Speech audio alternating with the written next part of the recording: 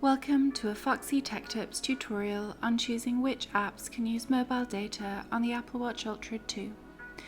If you find this tutorial helpful, please consider subscribing to my channel and liking the video. Tap the side button to open the control panel. Then tap the mobile service icon in the top left. Scroll down to the apps. Here you can turn off the toggles to the right of the apps that you would like to turn off mobile data for. When the toggle is green, the app is allowed to use mobile data. When it is grey, it is not.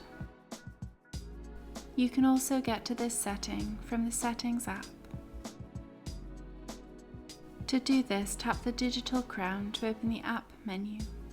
Then tap the Settings cog to open Settings. Scroll down Settings and tap Mobile Service. Then scroll down to the apps, and the same as before, you can tap the toggles to enable and disable the use of mobile data. And that draws an end to this tutorial.